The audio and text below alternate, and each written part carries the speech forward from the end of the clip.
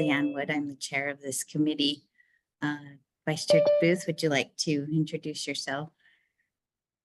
Thank you, Chair Wood. I'm Randy Booth, representing District 13, Nebo School District and Provo City School District.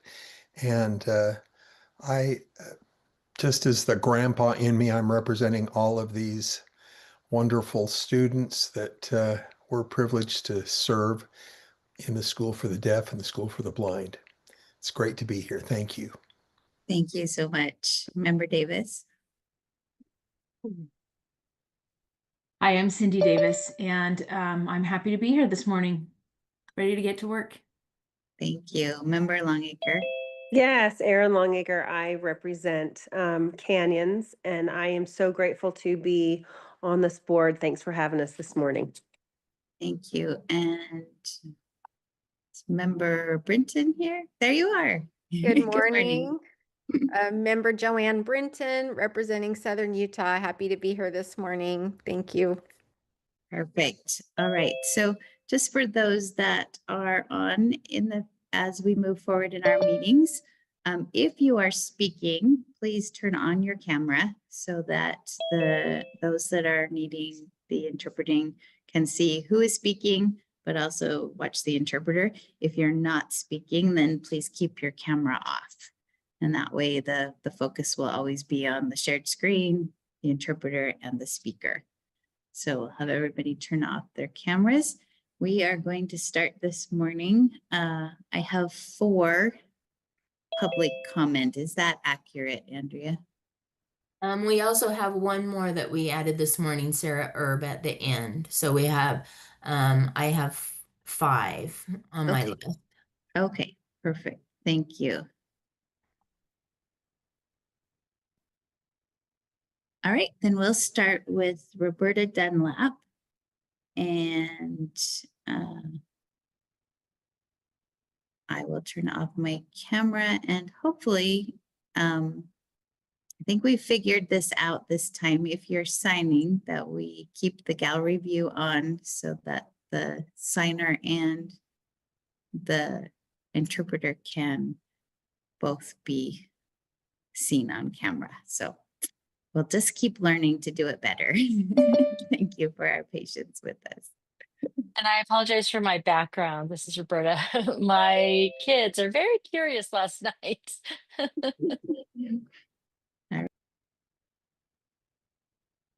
I'm just going to pin the interpreter first to make sure here. In 1 second.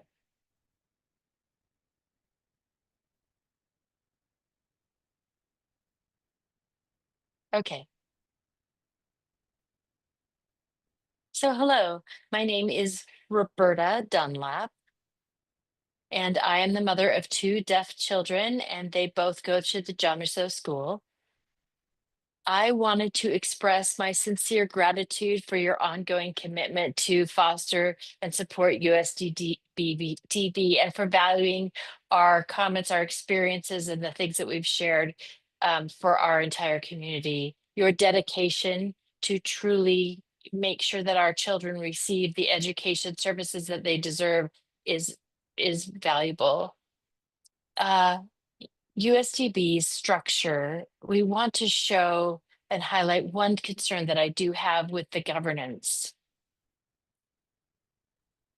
USDB's superintendent who operates the school should have full autonomy to do so and directly communicate with the USBE. It's important that we ensure the goals and the quality of the education for the blind school and the deaf school in Utah.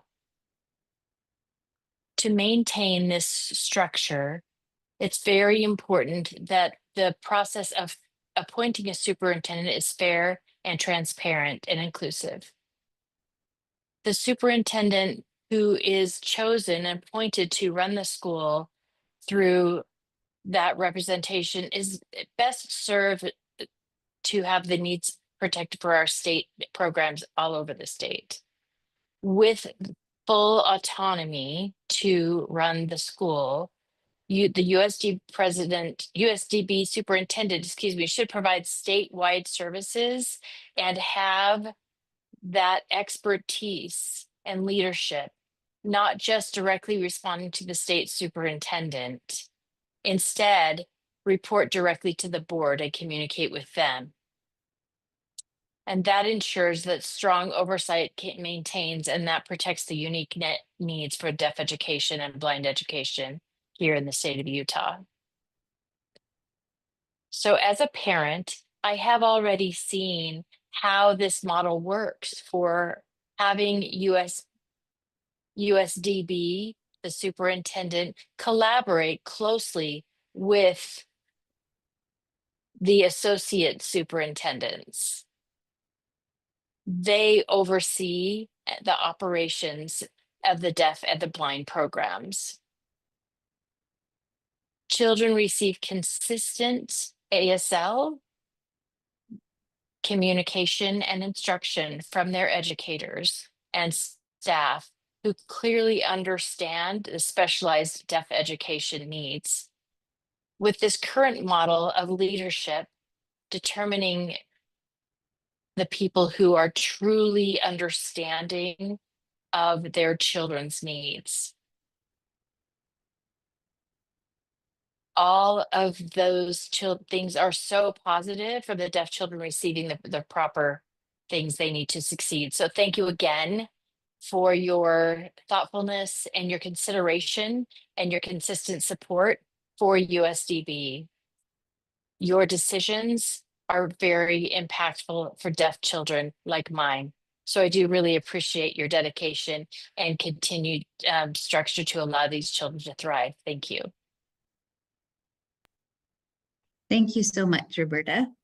We'll now go to Brooke Grassinger.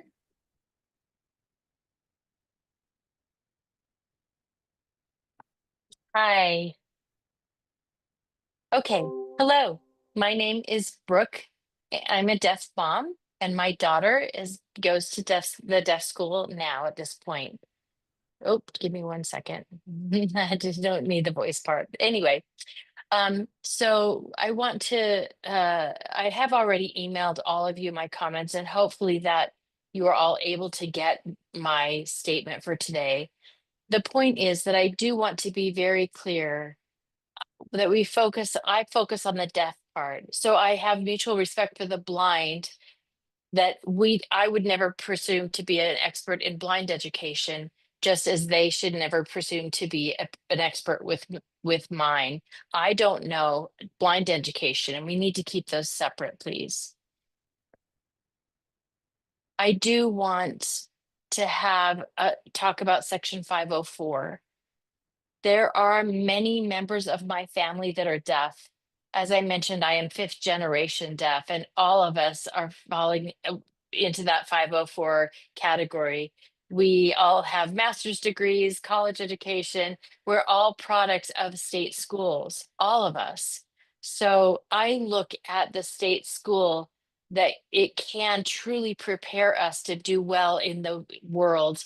I know that your vision and your dreams, you think that deaf fit into the mainstream setting, but honestly, you think that you could have they can't really have the leadership roles and participate in sports like they can to the level that they can at the deaf community. Like if for sports, for example, they might be put in second string. In a play, they might have a small little gestural part. But at the deaf school, that gives them full access, meaning a deaf child is included in all of those things. It's completely different from a mainstream setting for a deaf child. So I do want you to think and remember that the deaf school campus includes community and includes those educators and teachers that are already trained in deaf education. Their teaching design fits the deaf and hard of hearing children's needs for language. So now my daughter, she is falling into Section 504 eventually. And I do want to be clear that she stay at the deaf school. She needs to thrive. And that's pretty much a summary of my comments. Thank you again for paying attention. Thank you so much. Thank you, Brooke. Appreciate your time. Our next is Elisa Ensign.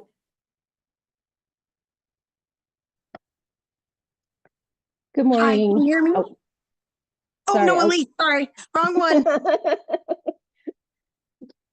When names are similar, it can get confusing. All right, good morning. Thank you for having me today. I'm thrilled to be here and share my thoughts with you. A few weeks ago, I was full of a lot of fear with the current situation happening with the School for the Deaf. And today I feel more hopeful. As I've attended meetings, I've been able to share my voice and I have felt heard. I want to express my gratitude because in recent USBE meetings, I've heard phrases like, we don't want to gut services for deaf students, or IDEA requires states to maintain a full continuum of services, or other phrases like, we recommend full release of funding to advance the Jean Massou Facilities Project, and even we recommend USDB continue to meet student needs across the state. This includes classroom programs and campus-based high school options where appropriate. It's been really uplifting to see USD and USBE working together and working for the best interest of deaf students in Utah. So thank you. As a parent of a deaf student and as a parent advocate, I do have a request today. Finding accurate information surrounding the school and the effects to navigate the current political climate can be incredibly difficult. There are multiple committees, websites, reports, findings, meetings, minutes, and agendas that all play a vital role. But as a parent, I sometimes struggle to navigate or locate information. Between advisory council, the standing committee, USBE committee, and PEA and EAC meetings, there's a lot of information, and sometimes it's not always clear. One example for advisory council, the minutes are not located on the advisory council webpage. You actually have to find them on the USDB school trust lands webpage.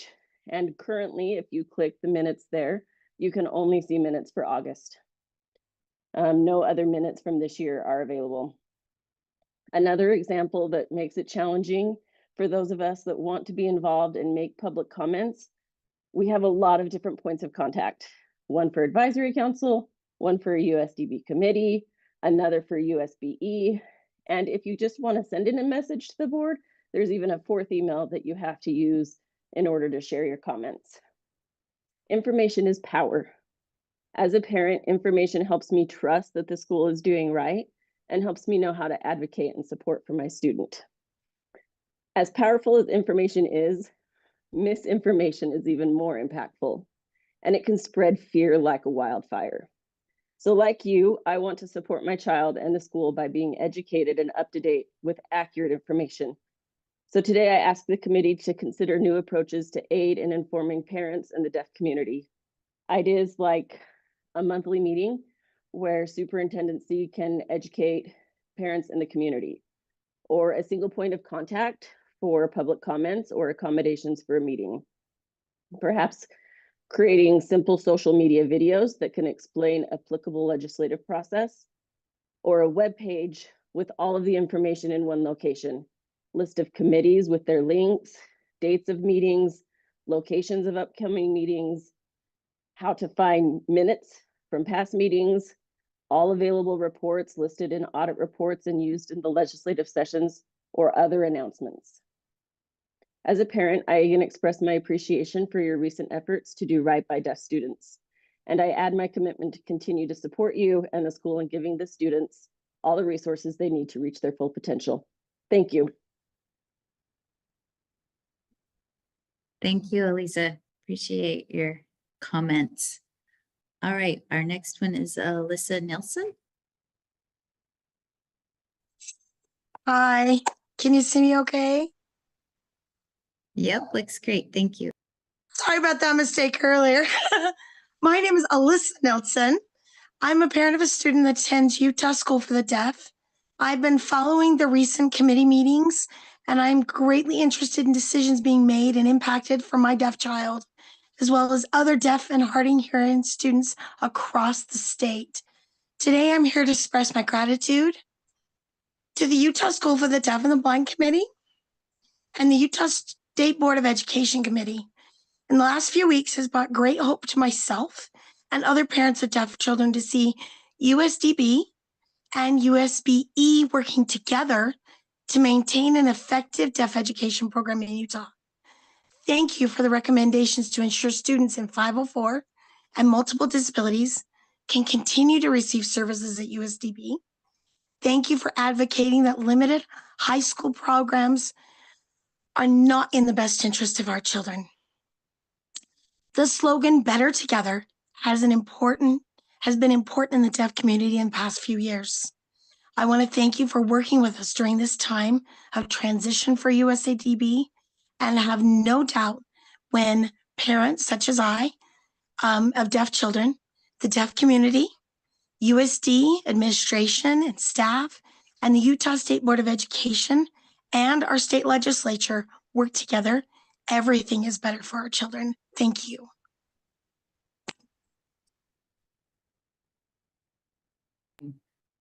Thank you for your time.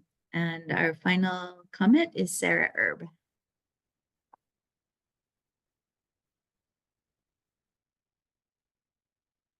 Good morning, board members. My name is Sarah Erb. I'm a parent of a student who is blind, who is in 6th grade and attends a charter school in Salt Lake City. I wanted to draw your attention to 2 items on the agenda today. 1.5, which is regarding accommodations for parents. I believe this is redundant because we already have this accommodation for any parent that has a student who's enrolled in a public school in the state of Utah. So looking at that and maybe seeing where there's a redundancy that where we can, instead of create a new policy specific to USDB, reference the policy or the code rather, Utah State Code 53G-6-803, parental right to academic accommodations. USDB students attending USDB should not have more accommodations necessarily than any other LEA in the state. And I believe that the Board of Education has a right to ensure those accommodations are fair and appropriate for any parent of a student across Utah, regardless of which LEA their student attends. Second, I'd like to bring your attention to item number 1.11 or 11 on today's agenda regarding the Deaf Mentorship Program. From what I can find online, the Deaf Mentorship Program was a pilot program started in 1991 through the SKIHI organization, which was, it looks like, kind of a collaboration with IDRPP, which is out of the Utah State University. And it sounds like it's done really well. I've been super excited about the benefits this offers to families within the PIP program or parent-infant program. That's early intervention specifically. A little bit further down within this agenda item, it talks about allowing having exceptions to the rule of the age of 0 to 3. And I believe that would be inappropriate under the PIP program because those services stop at age 3. And I would also recommend that the board considers a blind mentorship program as well under the early intervention program under the school for the blind. Thank you so much for the time that you're spending on looking at these policies. It's incredibly important, and we value all of our families across the state, and we're incredibly grateful for our board members. Thank you. Take care. Thank you, Sarah. Sarah, appreciate your time. All right, that concludes our public comment for this morning. We will move right into our action items. Our first action is 1.2 R277-800 Utah Schools for the Deaf and Blind. And I believe this is Superintendent Nelson and Jennifer Wadsworth. So I'll let you go ahead. Yeah, thank you, Chair Wood. As everyone on this call is aware, there's been some governance or leadership changes to the Utah Schools for the Deaf and Blind over the last several months. And there's still opportunity for changes as we move into the legislative session, or the possibility for changes. I worked with Jennifer Wadsworth to try to update this rule to be as aligned with what the current practice, where there's a superintendent assigned by the State Board of Education, and then my role as an assistant superintendent So we're recommending changes to section 3 primarily, which is the operations of the Utah Schools for the Deaf and Blind. In talking to Chair Wood, there is some consideration of whether it would be better to put a hold on this rule and updating it until the legislative session concludes in March, or whether it would be better to go ahead and make these changes that are consistent with the current practice of operations here at this point, and then revisit these at a future point. But the rationale for bringing this policy forward at this time is just my desire to make sure that the policies that we adhere to are aligned with the practices and the changes that have been put into place over the last several months.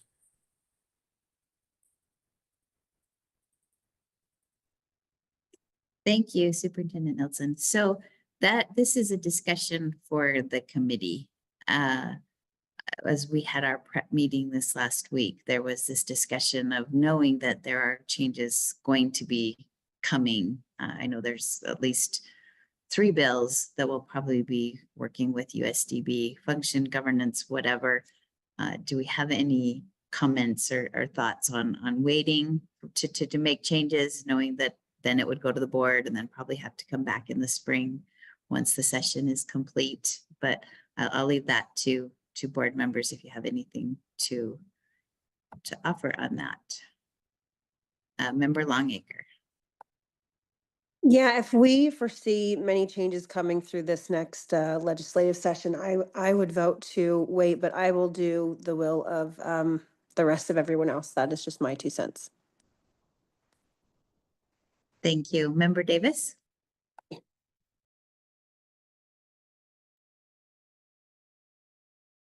Thank you. Thank you.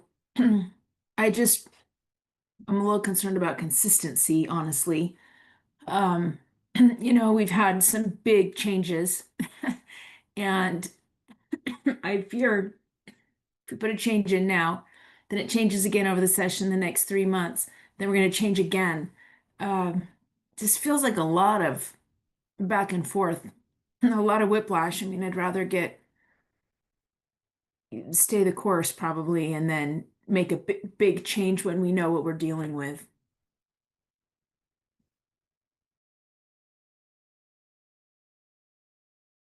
All right. So is there any recommendations that any of you would like to bring forward? Member Vice Chair Booth. Chair Wood, I resonate with both board members Davis and Longacre. However, I also recognize the efforts of the current interim administration in wanting to be clear, and particularly for parents and those who are most interested in the developments, for them to be able to understand how things are working right now. We have a bird's eye view of what's happening behind the scenes, and we hear what might be happening on Capitol Hill, but not all of the most critical stakeholders have that opportunity. So I also feel that there should be some consideration given to updating. We're living in an age of information when it's possible to provide accurate, helpful information on a fairly quick and consistent basis. And the more that we are able to communicate what little we do know along the way may have a calming influence on our community that we value so much, and give our students and their families a level of confidence. So I would be supportive of waiting, but depending on how strongly our administration feels about just communicating along the way as decisions are made. I could also be supportive of addressing this and making some decisions that we could send to the board today. Thank you, Vice Chair Booth. We have Member Brinton and then Superintendent Hart. I'll let Dr. Hart go first.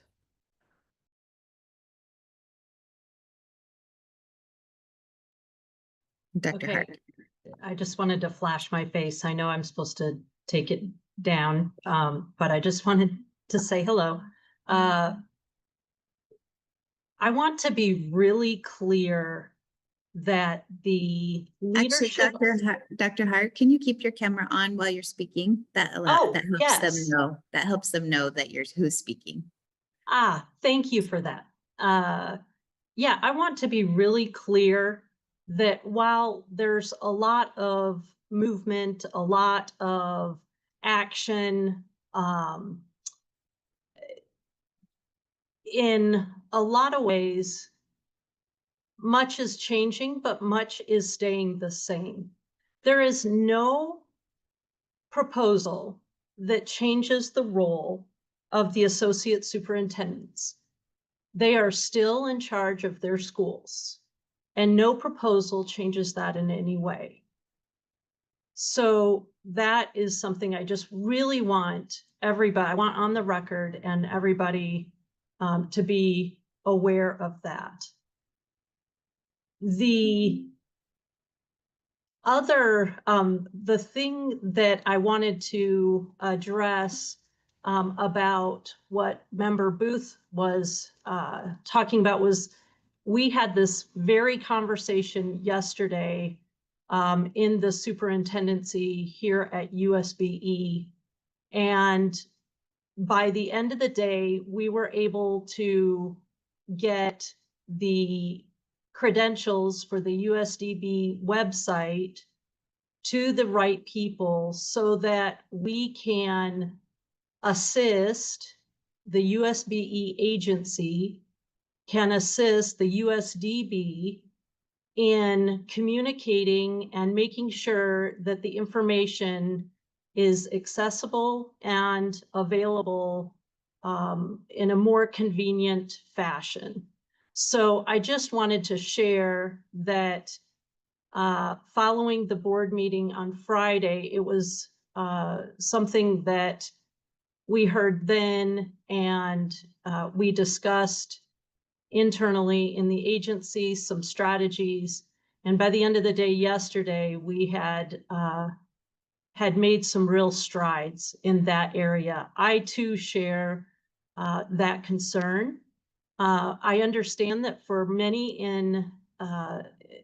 many parents, this may be the first experience with the legislative session and the legislative processes. And when the legislature decides to work on something, they have their own processes that may or may not include others until certain points in the process. But it's a longer process, and it doesn't, just because something starts out one way, it very rarely ends up that same way. It goes through the process, which is what we expect out of our government. So I appreciate all of the feedback and the learning and the earnestness by which parents and citizens and community members are engaging in the process. And I just want to assure you that your feedback and your words are not falling on deaf ears. But I also want to assure you that while there is significant change, a lot of things also are staying the same. And you can count on your students taking first priority for both the USBE and the USDB. So stay tuned, and I love the suggestions that were shared about where to get information. I took notes and we'll get on that right away. Thank you. Thank you, Dr. Hart. Member Brinton. Okay, I just wanted to see what maybe Dr. Hart and Dr. Tanner and Dr. Patton thought about this motion. You know, like I'm going to guess that Dr. Nelson, everybody's conferred on this already. So I wondered if this was the consensus that we should move forward with this. I guess I just wanted clarification on that, what you thought was the best course.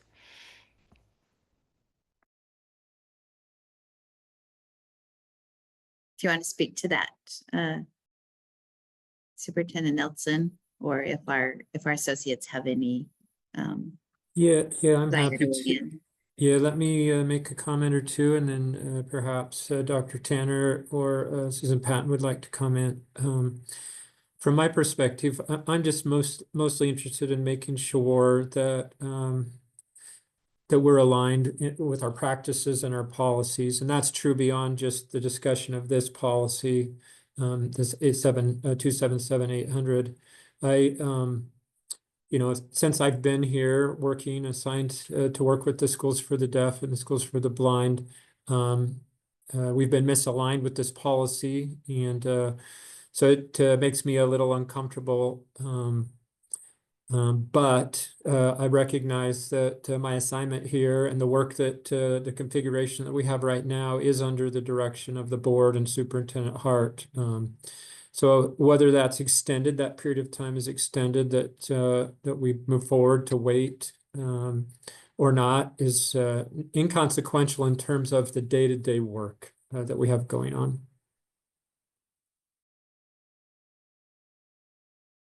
Thank you. I see Superintendent Patton. Would you like to comment? Sure. I tend to agree with Superintendent Nielsen as far as I think that our staff, it does help in some stability as far as having some clear definitions and alignment with USBE. So I see the value of that as far as and for the public too, to have something more clear. But I also understand the worry about doing it now and then having to revisit it after the legislative session. I guess I'm not sure that that's a huge, I guess my lack of understanding possibly is that I'm not sure if that's a huge deterrent if the board has to revisit it after the legislative session. So I think that I like the idea of being more in line, just to have anything we can do for stability during this time, even though because there's so much up in the air, or just I think that would be beneficial to our staff. Thank you. Dr. Tanner, you have a comment? Sure. My thought on this is that as far as the language goes, it's just a matter of timing. I think I know I'm suspecting that there's going to be lots of recommendations and changes to USDB, and it might just be wise to wait until the legislators have weighed in on what they're doing. That's my only thought on that, was that I think there's going to be a lot of changes to R277800, and I thought maybe make them all in one fell swoop once we know the direction that the legislature is going. And that was my thought. That's my only comment. Thank you. So just to kind of an education on timing. So if this moves forward today with this change, it will go to the full board in January. And then it goes into kind of a holding pattern. Admin rules have, I think it's 30 days, and I can be corrected. It may be longer, where it waits so that if there were any parties who disagreed with an administrative rule, they could request a hearing or further information, which could prolong when it goes into effect. So technically, this would not go into effect until February, which means it just becomes public as things are changing in the legislature. And I think that's my biggest concern, is that it's a moving target, and then we make it becomes an approved admin law, and then the target moves again. So I don't know if there's a way to make some communication if we're looking at more of a single place for parents and stakeholders to receive information, if we were doing a better job of explaining. I know I had someone mention to me the other day that we had done some things permanently, and I was like, no, this isn't an interim position until we figured this all out. And they were like, no, you did this permanently. And so I know that the information isn't exactly getting to the end of the row in the right way. So board members, what would you like to do, or committee members? I have member Davis.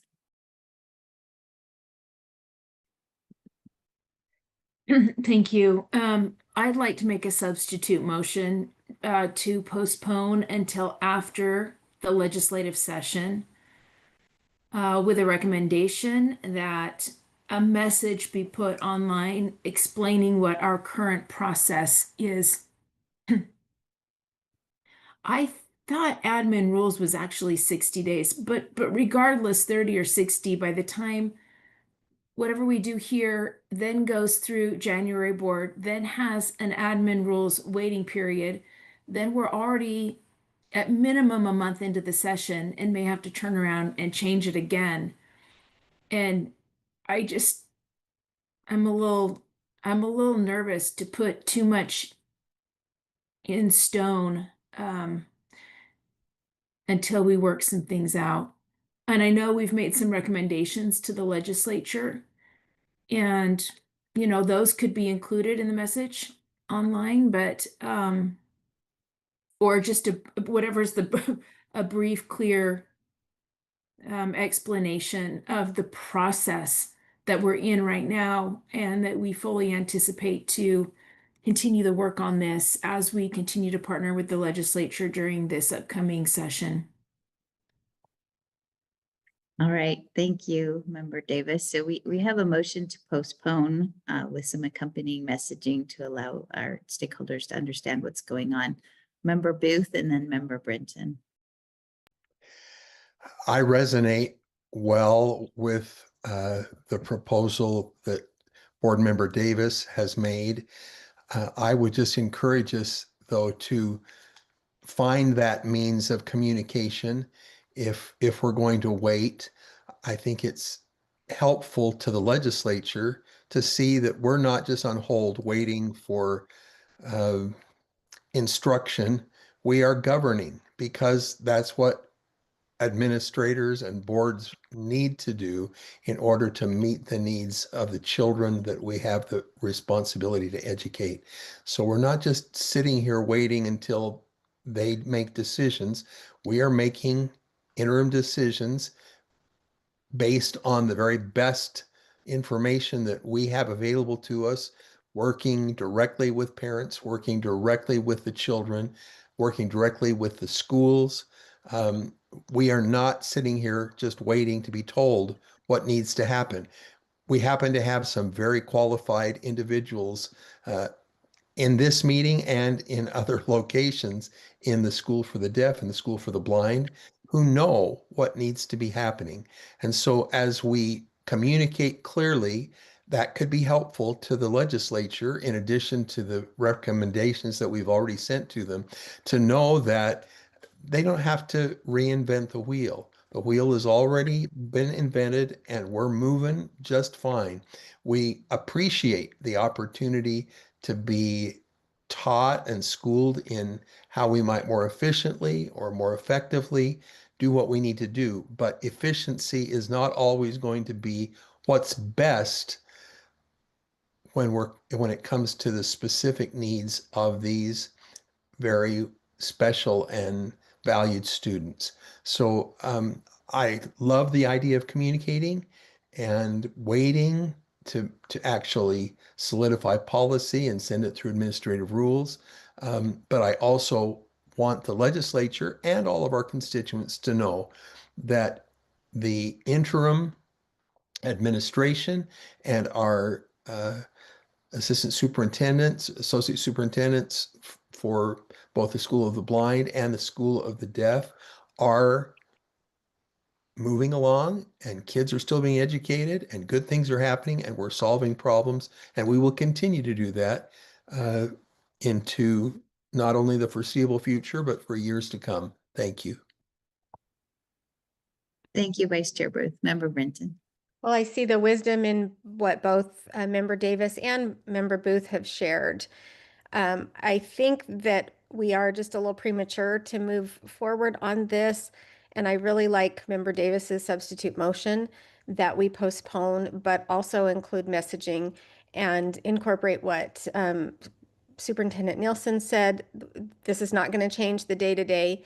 These children are being serviced, their needs are being met. Like, have positive messages that we are moving forward, but we are in a time of change with the legislative session coming. And if we're just going to be reworking this again in 3 months, I think it would probably be better to postpone.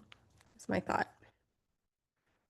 Thank you. I appreciate that input. And I have two things. I know it's been shared with me that right now our current structure is different on USBE and USDB, how the structure is laying out. So it'd be good if we make sure that our messaging is the same on both websites. If we're going to have two distinct places to go, hopefully we can figure out how to maintain that same message on each one. And also, I think it's very important that we message that our associate superintendents, who by law are the experts in the field of educating deaf and blind, are running their schools. I think that message is being lost in how we've kind of done some of our appointing, and so we need to make sure that that message is clear, that we have clear experts in the field who are taking care of our students. So I'm not seeing any more hands, so I will move to a vote on that motion.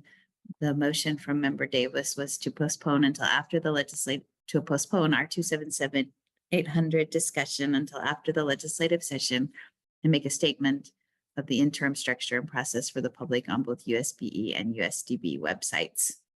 Does that accurate, Member Davis? Yes. All right, all those in favor say aye. Aye. Aye. Aye. Any opposed? Okay, that motion passes unanimously. Thank you for that discussion, and we'll work with the two entities to make sure we get some good information out there. All right, let's move on to action item 1.3, the Utah State Board of Education Policy 4002. I know we had this one and we sent it back for more after our discussion from our last few committee meetings. So Superintendent Nielsen. Yes, thank you, Chair. You're right. Policy 4002, which establishes the Advisory Council for the Utah Schools for the Deaf and the Blind, was brought to committee, I believe, in October.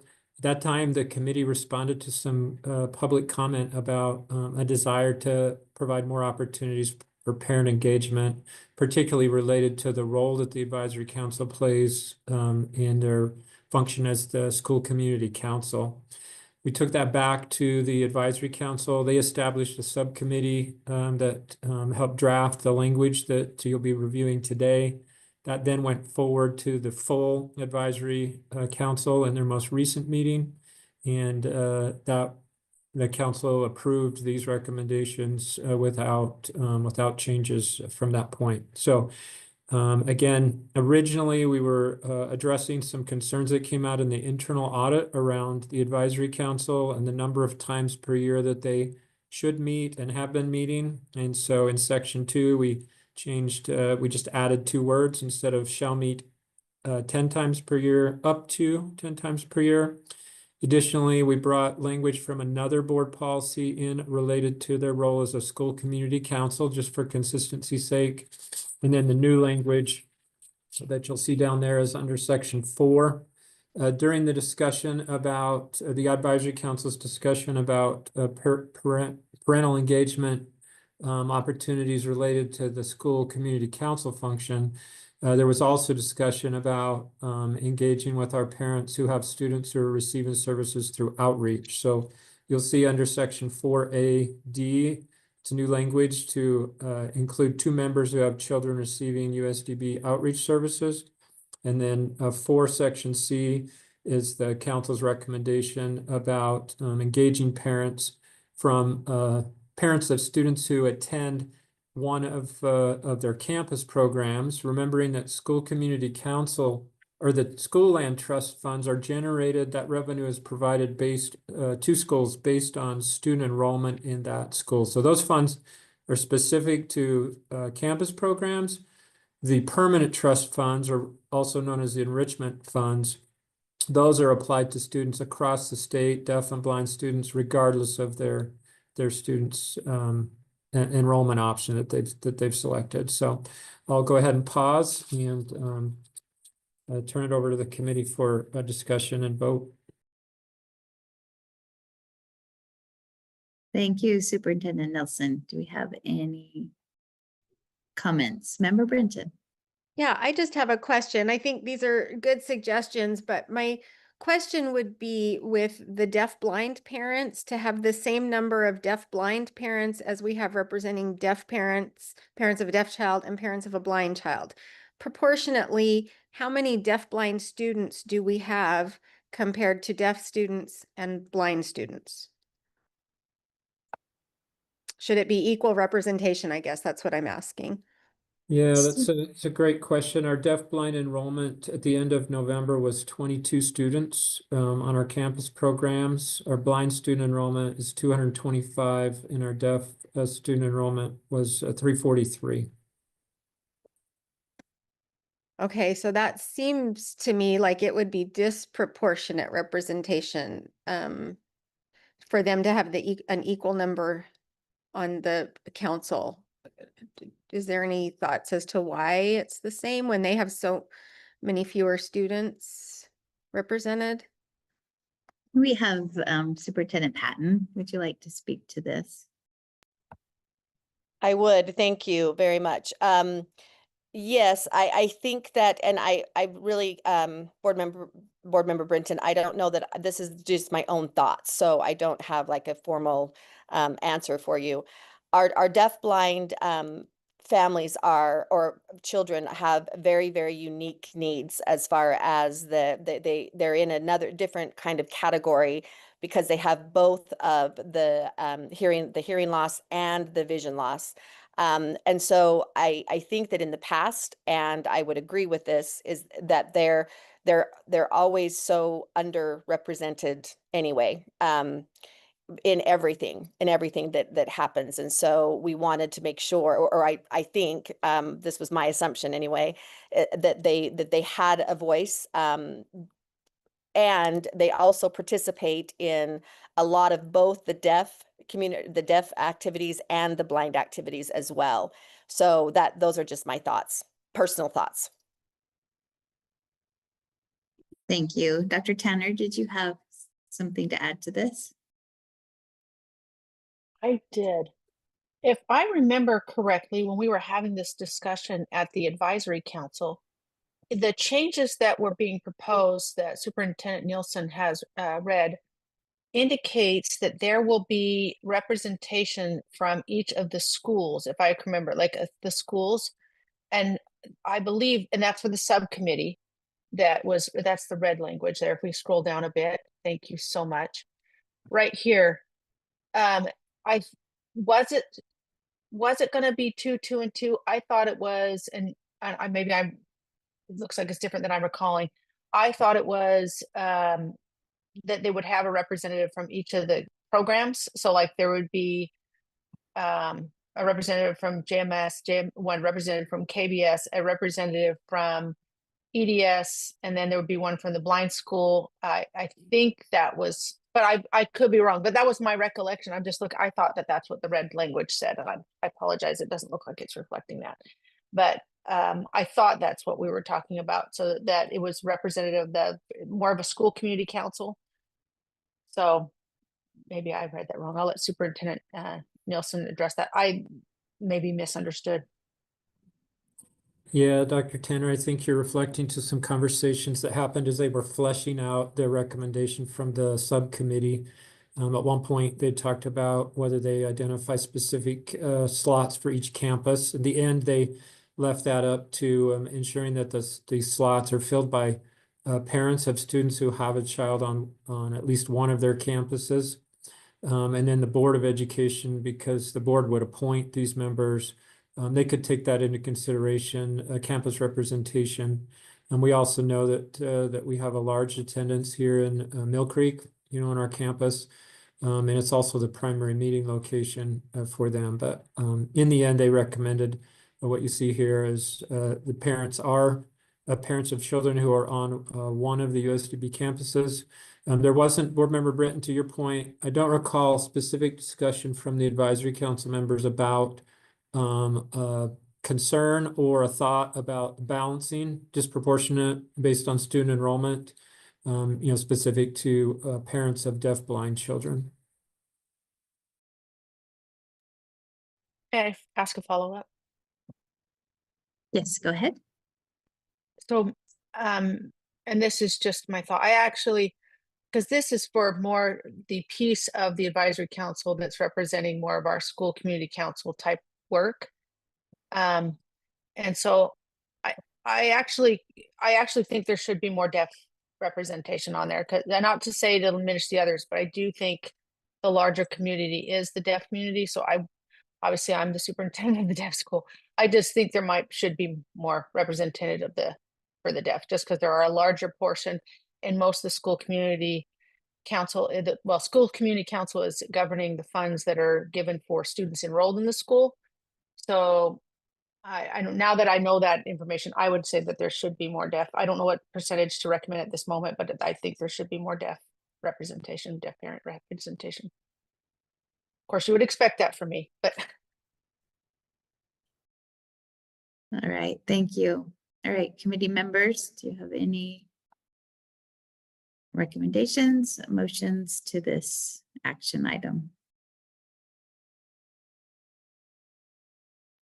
Well, I guess I'm wondering if we should do a substitute motion to change representation. I'm willing to get more feedback if we need to from Superintendent Nielsen, but it seems like with the way the numbers are, maybe there should be 3 parents from the deaf school and 1 from the deaf-blind community, but I don't, I recognize I'm not the expert here. I just think based on how community councils work and school representation, I think that might be more fair. What do you all think, other board members? Have any comments to that? So are you saying like 3, 2, 1? Is that your recommendation, or? I think that would be my recommendation, yes. And that allows, it's up to 8. So that gives some variance if populations changed or if there was one campus. So and does this make sure all the campuses are, I mean, by splitting it up with parents from deaf-blind and deaf-blind, do we have all campuses represented?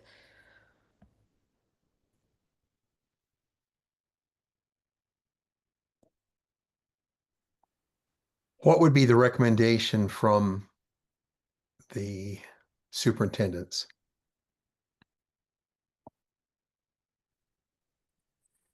Superintendent Patton, Superintendent Towner, do you want to get on camera and offer your input, please? Sure. Thank you. I would agree that 1 parent for the deaf-blind would be sufficient. 1, 2, and then I won't speak to the deaf as far as what they feel like they would need, but I would concur that would be appropriate based on numbers. Dr. Tanner. I'm comfortable with her recommendations. I think that Board Member Britton made. I think that makes sense. That'll be fine. We're not trying to take over the world or anything like that. I think it's okay. 3, 2, 1 makes sense. It's good. All right, I'm not seeing any hands, so we have a motion to amend the language in Part C to read 2 parents of blind children, 3 parents of deaf children, and 1 parent of deaf-blind children. There's no comments to this. We'll go ahead and vote. All those in favor of this amendment say aye. Aye. Aye. Any opposed? Okay, that's unanimous. Great. Any discussion to the larger policy? If not, I'll take a final motion to this action item. Chair, I would move that the committee approve Utah State Board of Education Policy 4002, Draft 2, on first reading and forward to the board for approval on second and final reading. Thank you. That would be draft 2 as amended. Thank So the you. motion is to approve Utah State Board of Education Policy 4002, Draft 2 as amended on first reading and forward to the board for approval on second and final reading. All those in favor say aye. Aye. Aye. Any opposed say no. That carries unanimously. Thank you. We will move to section 1.4 USDB Advisory Council bylaws. Superintendent Nelson. Yeah, thank you, Chair Wood. As we were working on this policy 4002, we recognized that the bylaws for the advisory council would also need to be updated with changes that are made in 4002. So there's the majority of the changes that you'd see in this attachment are specific to that same amendment. So I could see we would need to make, we'll need to adjust the recommendation around this to reflect the changes made in 4002. There's also under item 8, I'm going to talk briefly about this because this was not discussed in the advisory council. You can scroll down to number 8.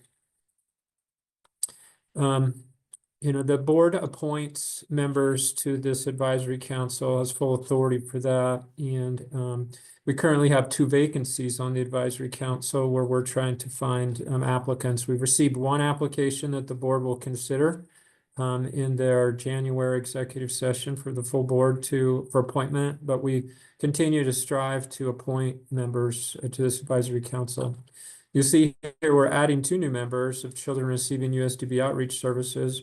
And you have several members of the advisory council who have served multiple terms on the advisory council. As I reviewed the bylaws, I could see we have some incongruency in our practice there. These bylaws are specific that they shall that they may serve no more than 3 consecutive terms. I don't know that that's the case. I think there are probably instances where we've had members serve more than 3 consecutive terms or 6 years. My limited experience with the advisory council and also with the challenges of filling the vacancies here, I'm making a recommendation that the board remove that limitation from the bylaws that limits it to 3 consecutive terms and allows the board then to appoint members to more than 3 consecutive terms if 1, the advisory council member is interested, and 2, the Board of Education supports that interest and would like to appoint them. Thank you. Do we have any discussion to this? Now, can you clarify again where we may need to make a motion to amend? This is under 4, correct?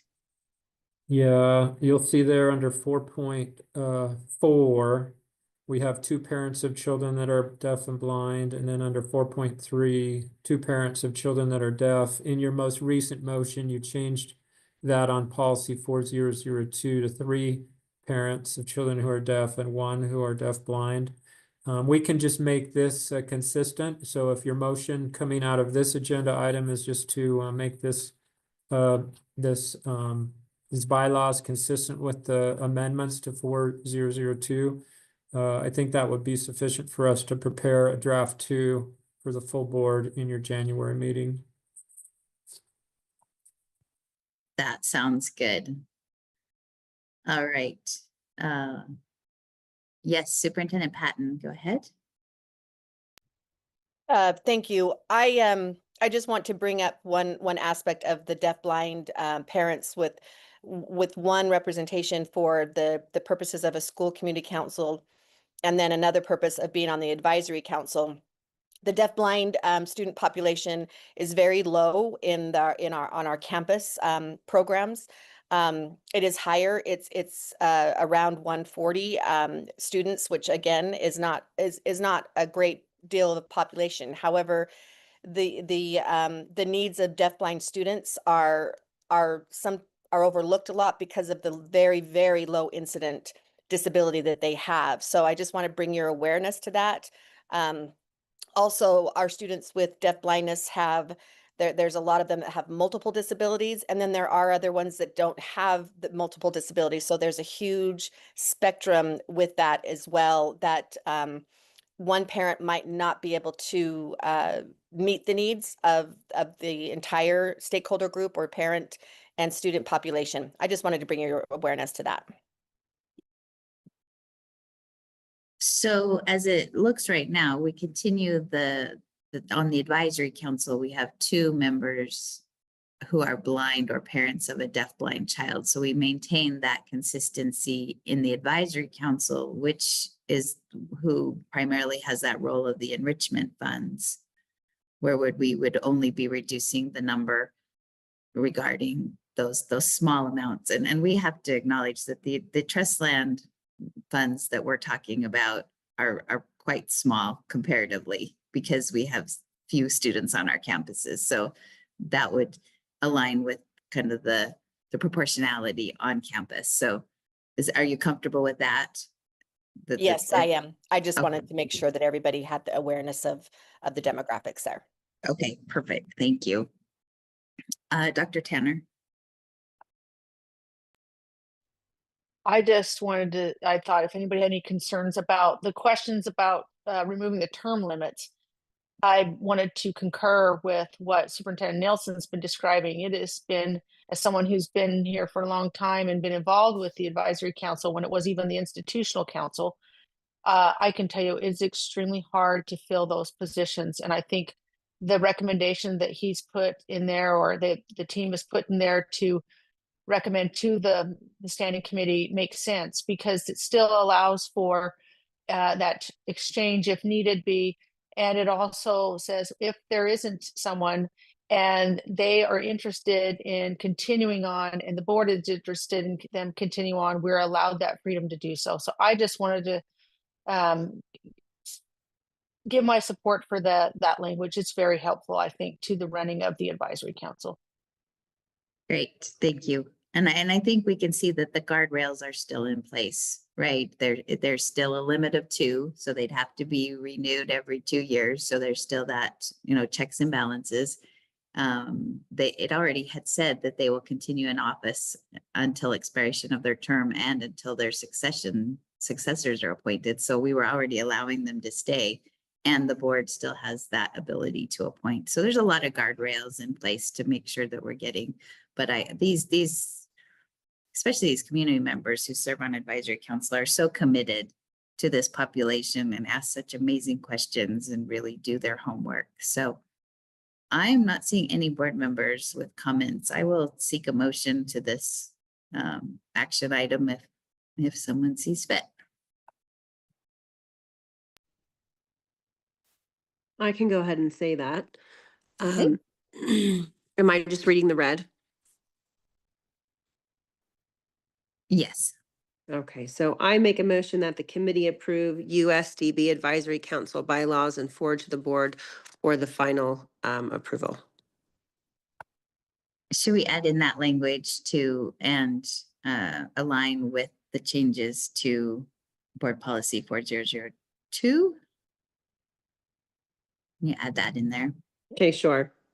I'll wait till it's done.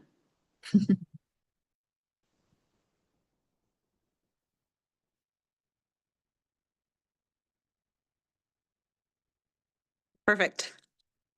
I make a motion that we move that the committee approve the USDB Advisory Council bylaws and forward to the board for the final approval and align with board policy 4002. Thank you. We have a motion for the committee to approve the USDB Advisory Council bylaws and forward to the board for final approval and align with board policy 4002. All those in favor say aye. Aye. Aye. Any opposed? Okay, that motion passes unanimously. Thank you. Let's move to 1.5, parent rights to academic accommodations. Superintendent Nelson. Yes, thank you, Chair Wood. this policy is being brought forward. One of the responsibilities that I've had in my assignment to the Schools for the Deaf and Blind is to take basically an audit of our policies. And you're seeing evidence of that work today and in previous meetings.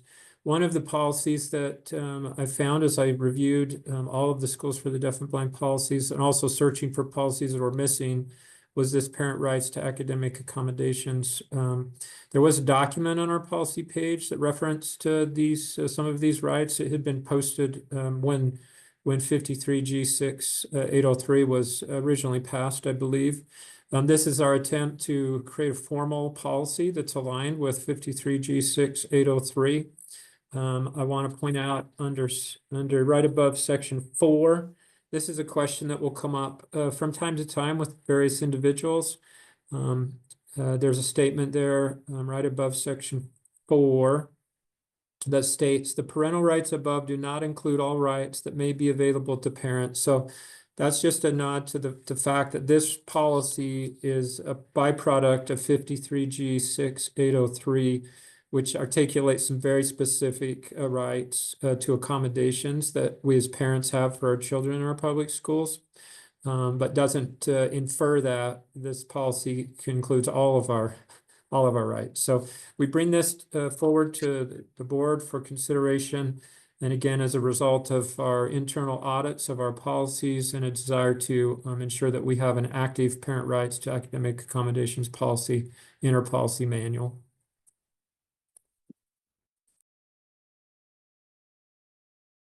All right, Member Longacre. Yeah, I just have a question. So I am looking at section 3.2.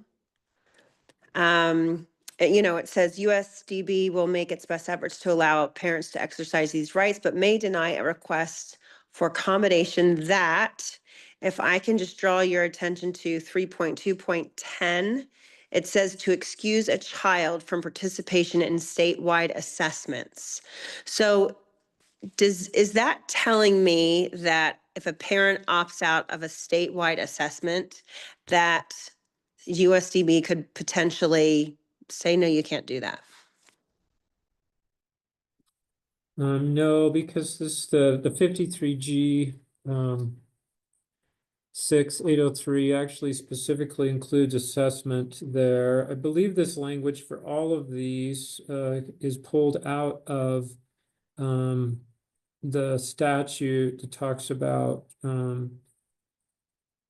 the ability to, or that the USDB, the LEA in the rules or the statutes case would make their best efforts to allow these rights, but list it. There could be conditions where they'd be denied. But you're right, Board Member Longacre. The assessment is specifically included there in the 53G, and the State Board of Education is required to produce a parental exclusion form, which you do and post on your website. And LEAs then are required to use either that form or provide their own form for the use of parental exclusion from statewide assessments. So I have a question, because wouldn't these be sub-bullets to 3.2.1? Because it says pursuant to a written question, parents have the right to have reasonable accommodations for their students by USDB in the following areas. So it's not saying that they will deny a request. It's saying we will give these accommodations to these areas. So this is actually a sub-bullet of, so 3.1 answers to 3.2. It may deny a request for accommodation that substantially impacts staff and resources. So that would be a single sentence. But then under 3.21, I think we need some renumbering here, maybe. Yes, it looks like the numbers are off anyway, 3.2.1 and then to 3, but it probably should be A, B, or something under Yeah. 3.2.1. So that it's not confusing that it says we're going, because I'm reading through this and I'm like, we can't deny that request. We That's can't do that. Yeah. So, but then if you see a little bit, it's like, oh yeah, it's saying we will accommodate the following. So Do you have any comments to that, Superintendent Nelson? No, I agree with you. It looks like we have an error on the formatting there that we could fix on a draft 2. Or if Yeah. you'd like to send it back to us to fix before you vote on it, we certainly could do that as well. Any comments to this? I mean, I think it's an easy I would fix. vote fix it quick. Yeah, before anyone. Yeah, I think that's an before- easy fix. Let's just hurry. I've seen Andrea do wonders. before people are panicking that we're Unfortunately, members. this is not my document, so I can't change the formatting on it with this PDF. But we could That's probably pass it with just a change in technical formatting or something like that. And if the committee feels comfortable with that. Member Davis. Oh, that's just what I was going to suggest. Do you want to make a motion? I'm just seeing what we need to add on. What do we need to add on to that? With technical changes? Yeah, to renumber and align 3.2 properly. To acknowledge parent accommodations. And while she's working on that, I just want to reiterate that this isn't giving extra or more or different types of situations to parents. This is just aligning with the code that all parents have. I think that was a concern that was brought up earlier. I just want to reiterate that again. Member Longacre. I just appreciate Board Member Davis saying that, because I know that that was a concern in the parent comment. If we are giving special treatment to these kids, then I guess other kids in the state have. So thank you for that. Thank you. All right, If Member I'm Davis. understanding correctly. Okay, I move that the committee approve the parent rights to academic accommodations policy draft 1, sorry about the camera, with technical changes in section 3 on first reading and forward to the board for approval on second and final reading. Thank you. I am not seeing any additional hands. So we will move that the committee approve the parent rights to academic accommodations policy draft 1 with technical changes in section 3 on first reading and forward to the board for approval on second and final reading. All those in favor say aye. Aye. Aye. Aye. And any opposed? That passes unanimously. We'll move to 1.6 data governance policy. I think this is Superintendent Nelson and Catherine Crum. Yes, thank you, Chair. I'd like to I'm gonna make a few comments and then turn the time over with your permission to Catherine Crum, who's the data compliance specialist for the Utah Schools for the Deaf and Blind. This policy is coming forward today because of the State Board of Education's data privacy team. I don't know if it's annually, but this past fall sent out the 2025-2026 privacy benchmark survey, which included a self-assessment for LEAs to evaluate our practices in data privacy. Through the process of our data team, privacy team examining and completing the self-assessment, we identified some areas in our policy that needed to be updated based on legislative changes in the most recent session. So that's the purpose, the reason that this policy is before you today. And then, Chair, if it's okay with you, I'll turn some time over to Catherine Crum, who could give a little more detail about the specific changes. Yes, please. Welcome to our committee, Catherine. Thank you. As Superintendent Nelson said, we made some changes to our data governance policy due to a survey that the Board of Ed data privacy team put out. We just keyly made changes in section 8.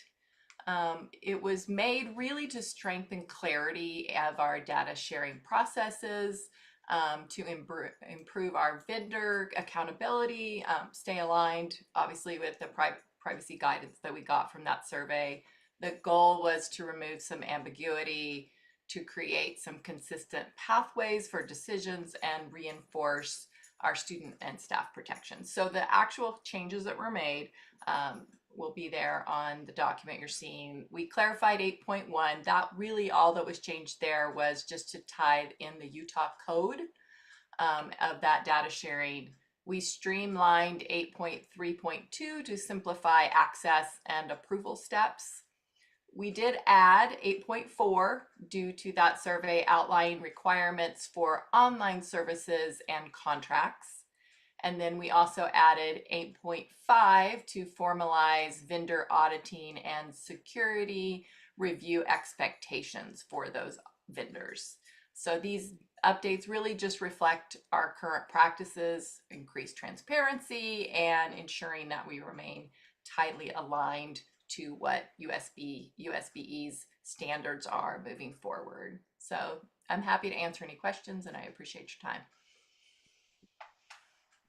Thank you. Do we have any questions? Member Longacre. I do have a question. I'd like the board's insight on this. On 8.3.3, it says researchers must submit publications or findings to the USDB for review 10 business days prior to release. Do you think that 10 days gives us enough time to review, go back and forth, ask questions, or anything like that? Want to make sure that 10 days gives us enough time to do whatever we may need to do.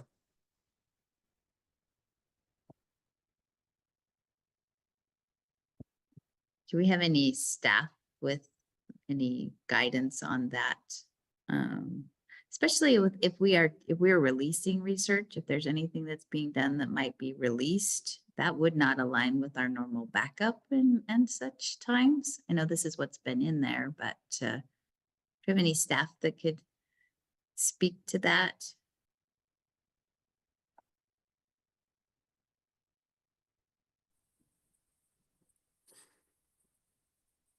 And I was sitting quiet, waiting to see if anyone wanted to take that. I knew enough. I don't have any experience with research projects that have been completed at the Utah Schools for the Deaf and Blind, and I'm not sure any have in the past. But Board Member Longacre's concern about the 10 days is certainly valid. That is a narrow timeline, and I guess I would defer if there's anyone on our staff that's on this call today, whether it's Catherine or Superintendent, Associate Superintendent Patton, or Tanner, that have any experience with us having to engage in research requests on behalf of the Schools for the Deaf and Blind. Dr. Tanner. We get it often on the School for the Deaf side, where people would like to do research on language or language acquisition when they were implanted, things like that. That is a request that what we've done in the past is looked at individually what their requirements were, and we go through those with fine-tooth comb. I agree that 10 days does not give. If they're going to publish a finding that we would like to review, then I would love to have more than 10 days access to that. Usually we know exactly what they're requesting, and we look at that data before they get to incorporate it, just so we know that there's no, most importantly, we're looking to make sure there's no identification of students or anything that would publicly be inappropriate to share. So that's usually what we've done, and they've been really good about that. 10 days, I wasn't aware of a 10-day requirement. That does seem kind of small, especially if you're out of town for those 10 days or something. So I think an extended window, like 30 days, would probably make more sense.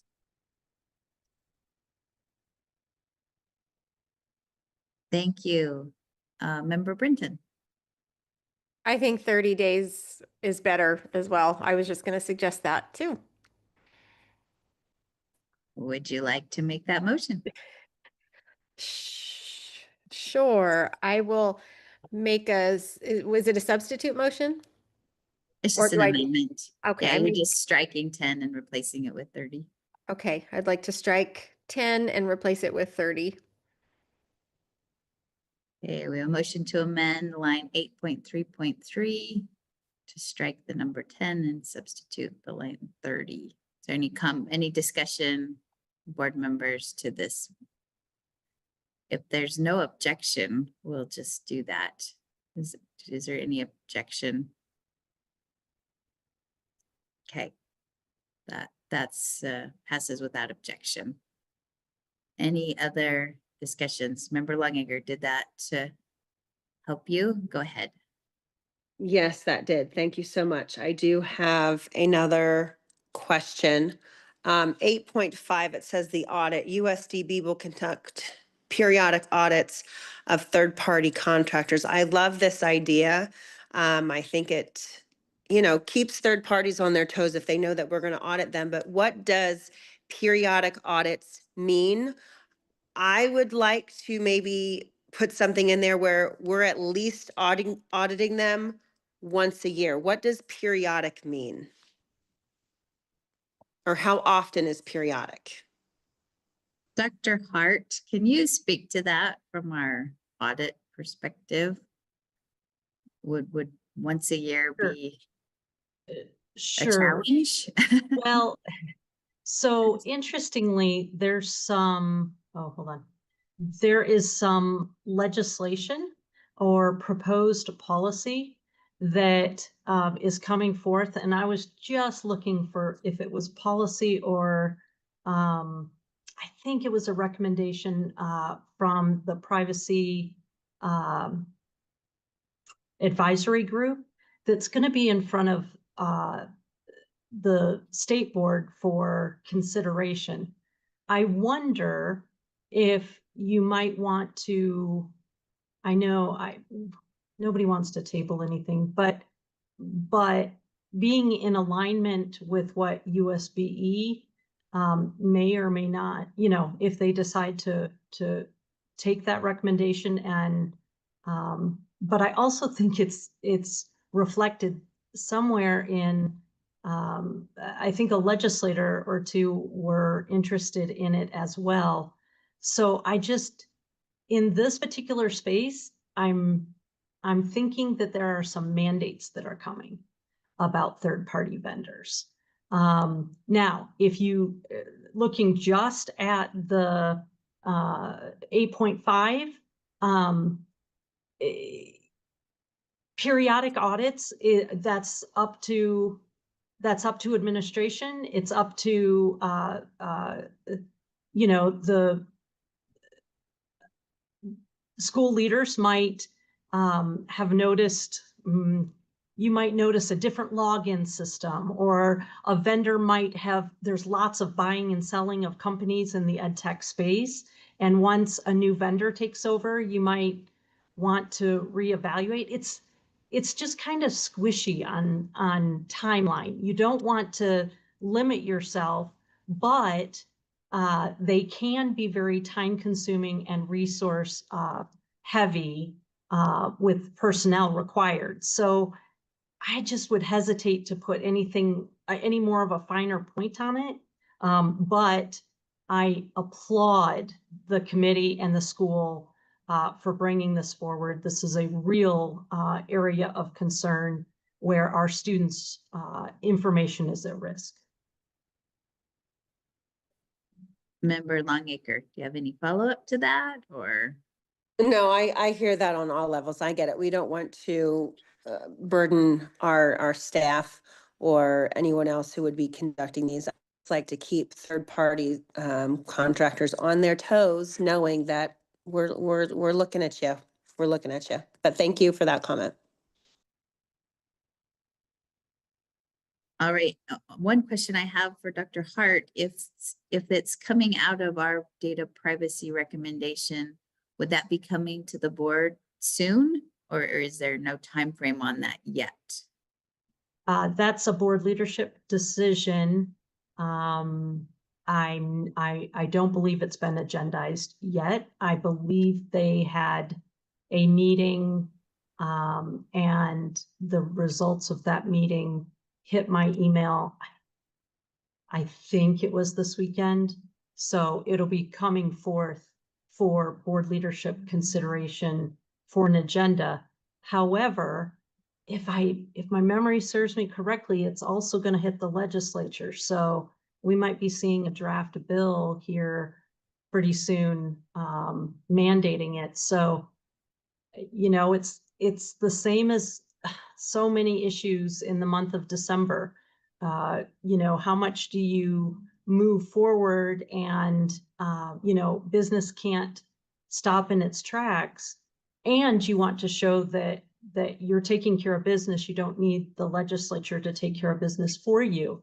But at the same time, if conditions do change, then you're double doing your work. So I personally would move this forward with this language because it is the right thing to do.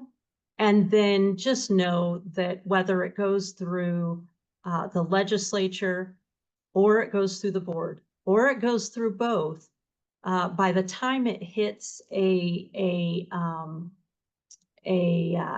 active date, an effect date, you will already have been ahead of the game.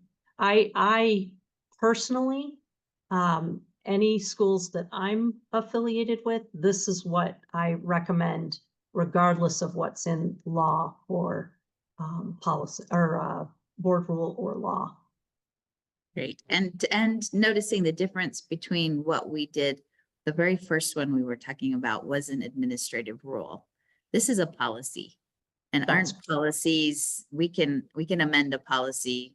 I mean, this is a 30-day turnaround. It comes to our committee and it goes to the board, and it's can be changed. It's different than an administrative rule. And that is exactly why I would move forward, because it's in the best interest of student safety. And it needs to happen for the very reasons that Member Longacre was talking about.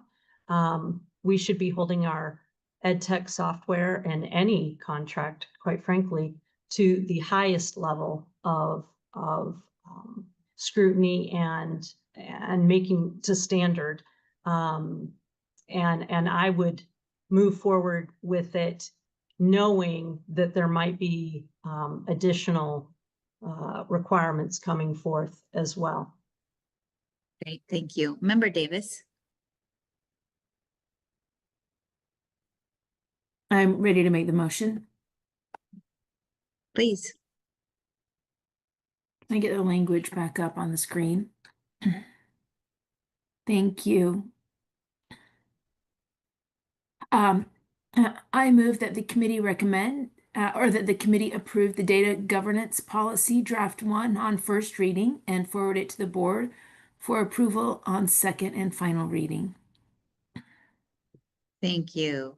We have a motion that the committee approve the data governance policy draft 1 on first reading and forward to the board for approval on second and final reading. All those in favor say aye. Aye. Aye. Any opposed? Thank you. That passes unanimously. We'll move to item 1.7, and I believe Dr. Tanner is taking lead on this one.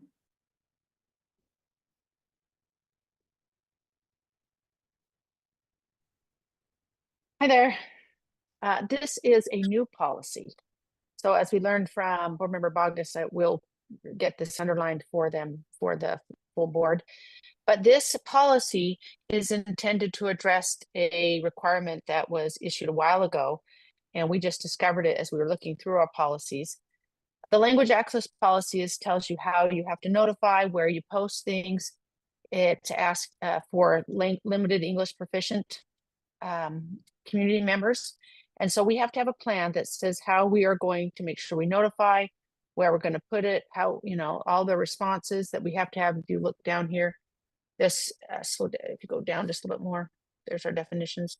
We added, the reason we added a little bit to this one, since we are the schools for the deaf and the blind, and we know that there is another community group out there in the deaf school that uses American Sign Language. We also put that in here to strengthen this policy as well. So it talks about, you know, how you determine the primary language, what the restrictions you have to do, the assessments that have to do, what our obligations are. So I would just hope that the board would support this. This is also in alignment with what the state has asked us to do. So this, I took this after we put this all together, added things, sent this to the staff. I'm getting confused with different staff members, but I think it was Christiel who helped us, also gave feedback on this to make sure it was in line with the board's direction. So that is where we're at with that. Thank you. Do you have any discussions, questions to this?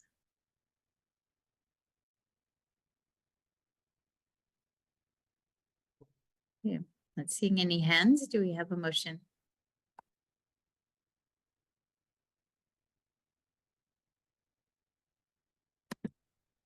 I can make it if Thank you. no one else wants to. I move that the committee approve the language access policy draft 1 on first reading and forward to the board for approval on second and final reading. Oh, forgot my camera again. Sorry. Thank Want me to you. read it again?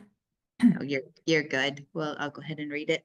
I move so Member Davis moves that the committee approve the language access policy draft 1 on first reading and forward to the board for approval on second and final reading. All those in favor say aye. Aye. Aye. Any opposed? That passes unanimously. We have action item 1.8, bring your own device policy. Yeah, Chair Wood, we and board members, the next 3 agenda items are actually policies related to technology. We have the bring your own device, the employee acceptable use, and student acceptable use. And we intentionally have tried to bring these together at the same time to reduce confusion and to streamline this. Previously, we've brought the artificial intelligence policy for the schools to the deaf and blind, which was a new policy around technology, to this committee. And that's made its way through the full board, I believe, and been approved. I want to introduce you to another, you're getting to meet several really important people on your staff at the Schools for the Deaf and Blind, both with Catherine previously, and then Chair, if I introduce Adriel Jacobson, also known as AJ Jacobson. He's the IT manager for us. And I've worked with him and others to bring these recommendations. These policies are being brought forward to clean up and tidy them up around more current language, as well as ensuring that our practices, that they're aligned with our practices that we have in place. So we'll start with the bring your own device policy. Chair Wood, if I could introduce again Adriel or AJ, the IT manager, and AJ, maybe you could give a little bit of background on some of the specific changes to this policy that we're recommending. Please, AJ, welcome to our committee. Hello, everyone, and yeah, thank you, Chair Wood. Most of the changes that I made across all 3 policies, like Assistant Superintendent Nilsson has already said, is to be more consistent with our current procedures and also to be up to date with more current technology that we're using. Looking through these things, try to make sure that we were addressing lawfulness, security, and data privacy, and also to address anything that I found that was superfluous and unnecessary, and also any area that we weren't enforcing.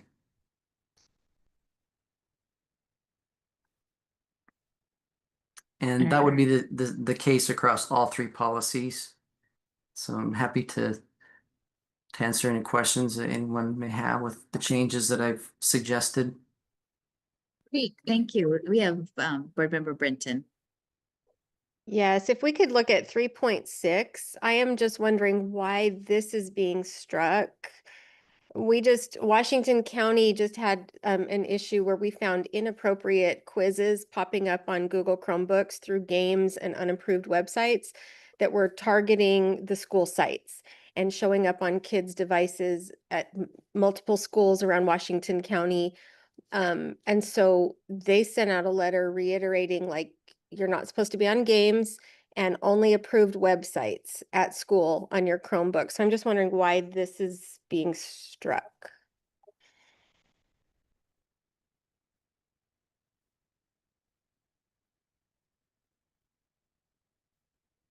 Okay, AJ, would you like to speak to that? Sure, I'm trying to remember why I may have made that suggested change. Um,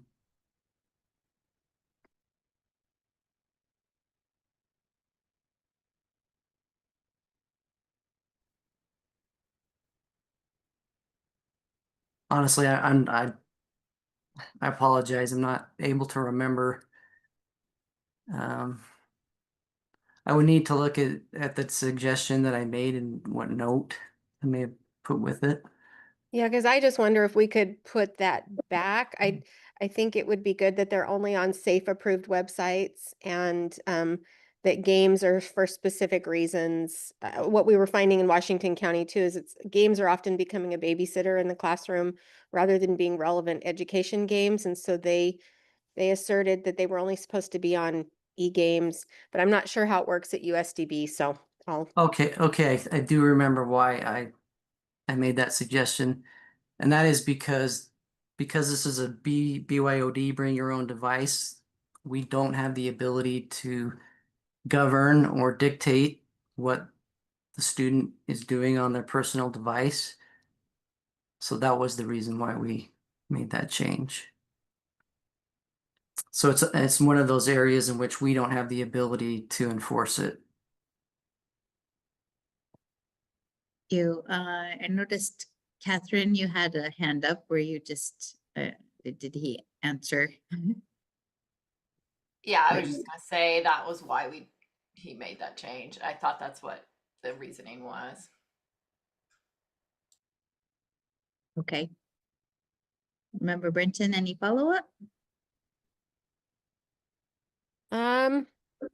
I guess do filters and relevant websites not pertain when they're at school and school time?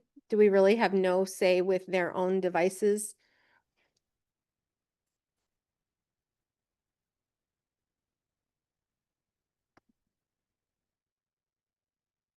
Anyone speak to that? What can or can't we do when they are And on maybe their own 3.7 like answers that. I guess they must comply with teacher's request to shut down the personal device or close the screen, but I would hope filters are present and that's being monitored for all devices at school.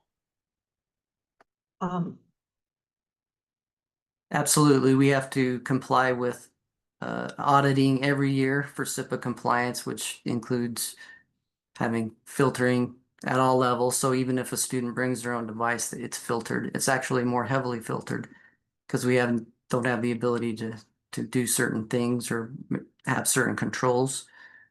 So yes, all of our networks devices are filtered.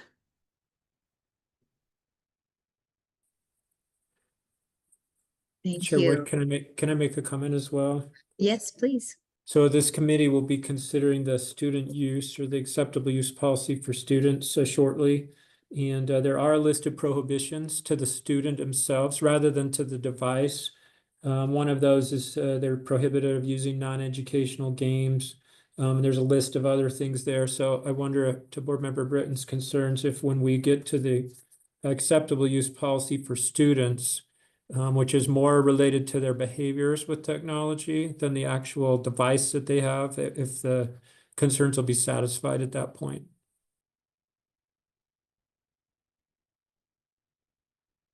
Are you comfortable with that, Member Brenton? Let me see that. As long as it's listed that, I guess I didn't I can go back to student. see. It's hard to switch back on the Zoom screen and the Yeah. and where I am in my file. Let's see. So where is it on the? Yeah, so it's under section H, prohibitions. H3 is accessing inappropriate materials and lists a bunch of materials. And then H6 has use of non-educational games. Okay. Just looking specifically for that one because you had mentioned that with Washington County. Mm-hmm. Yeah, it was kind of eye-opening to see that advertisers are targeting, do they call it geolocating, school areas to push advertisements that were not appropriate for school children. So just want to be really careful about that. Okay, Member Longacre.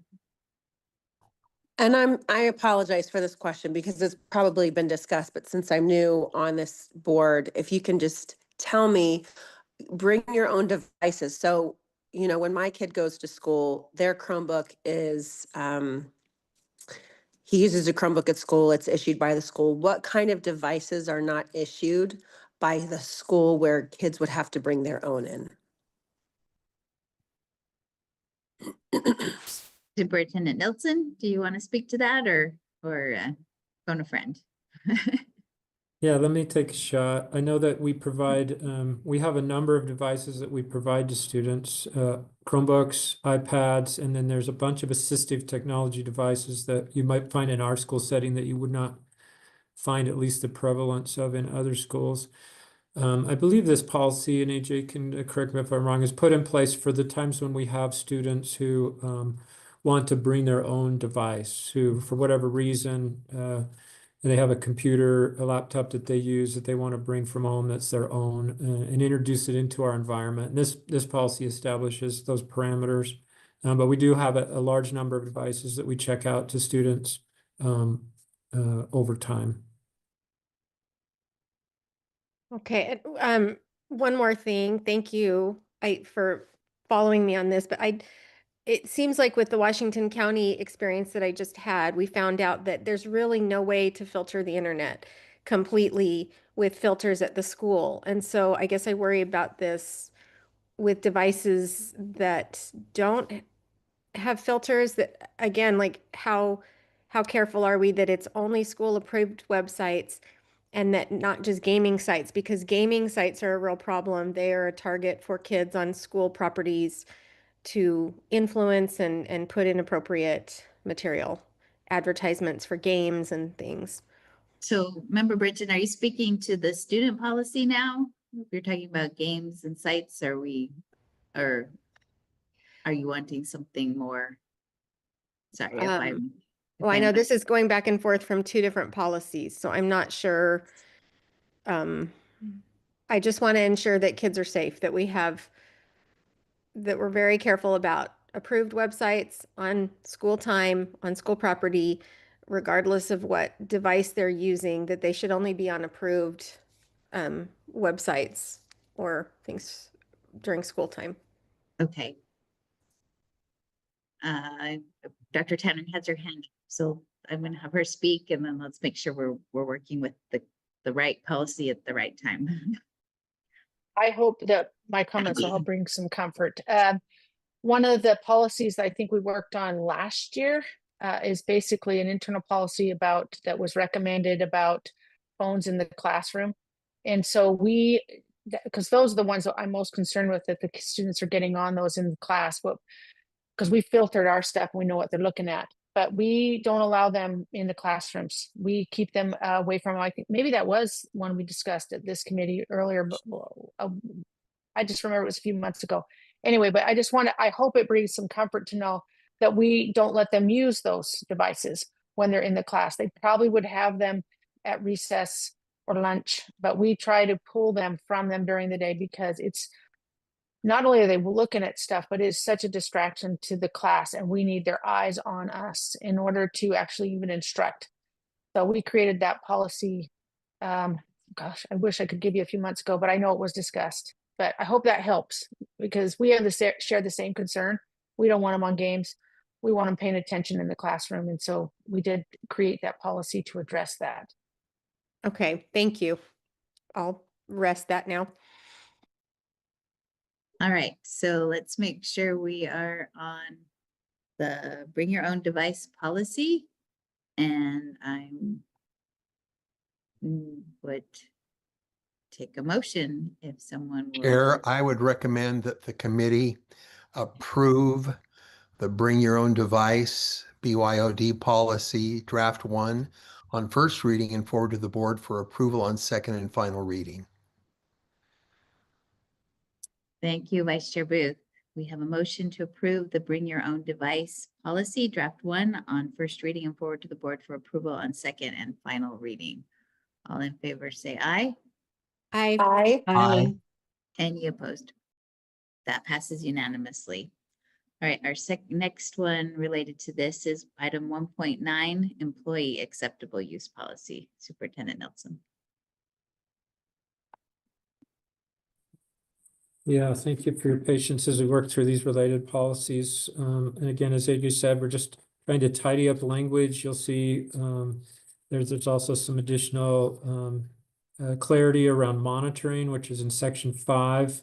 And this is again for staff use of technology in our infrastructure that we have. I think that, and we go back to the back. Email, we put additional caution in here about the use of email to make sure that email communications don't include personally identifiable information for either students or staff. And then just clarity in section 9 around how to contact RIT, the right IT support to report issues that might come up in their day-to-day work around technology.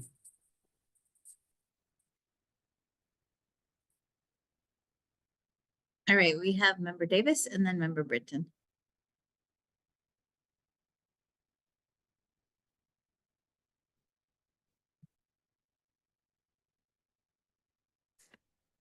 Sorry, my screen keeps freezing.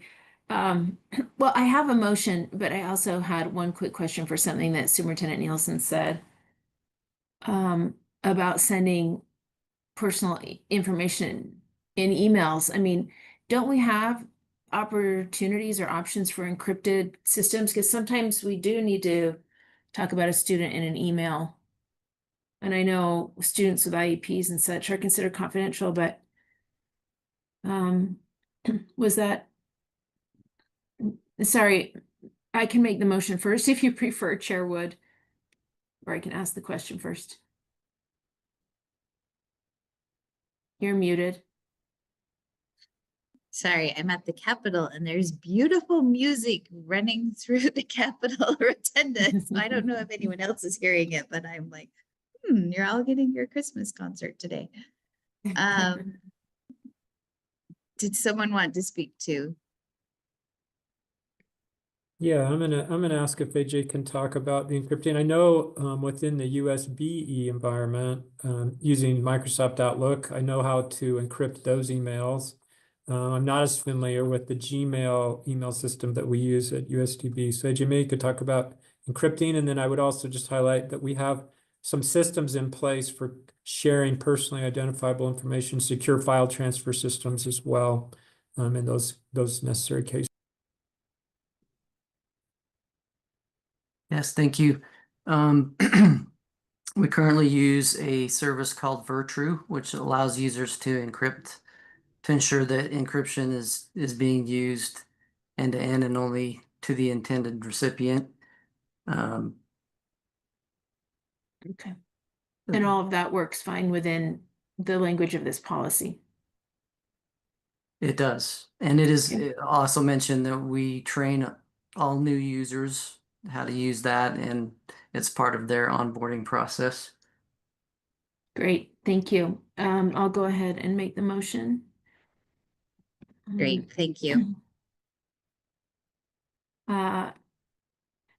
I move that the committee approve the employee acceptable use policy draft 1 on first reading and forward to the board for approval on second and final reading. Thank you. We have a motion for the committee to approve the employee acceptable use policy draft 1 on first reading and forward to the board for approval on second and final reading. All those in favor say aye. Aye. Aye. Any opposed? That motion passes unanimously. Thank you. And finally, this same line of thought, action item 1.10, student device and network acceptable student use policy. Dr. Nelson, or Superintendent Nelson. Yeah, you'll notice here, there's just some minor strikes throughout the policy, and at the very end of the policy, recognized there've been some conflation. You'll see that there's signature pages for students, educators, Because this policy is not related to educators but students, we're recommending to strike those. And then trying to get into practice. One of the things that maybe there will be questions about is we're striking some of the language around the student being responsible for the financial cost of device replacement. And that when I saw these recommendations, it generated a lot of discussion internally about that. So we, AJ provided information about over the past year, what kind of damage have we seen on our devices. And then what's the total cost? It's maybe important for the public for sure and the board to understand that when we purchase devices like Chromebooks, we in addition purchase a warranty service along with that. And that warranty service, I believe, covers the first 3 years of ownership of the device.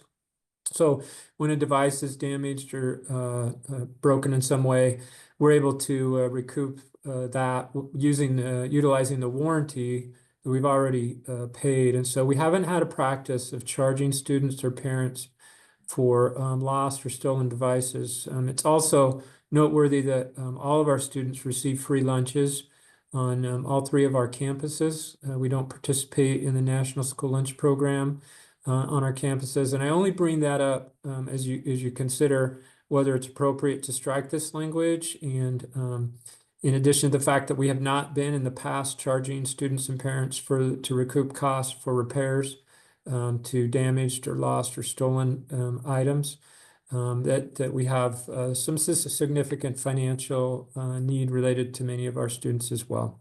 So that is a high-level summary of recommended changes related to this policy. Thank you. I have Member Davis and then Member Brinton. Thank you. These are pretty simple strikes with minimum substantive changes, so I'll go ahead and make the motion.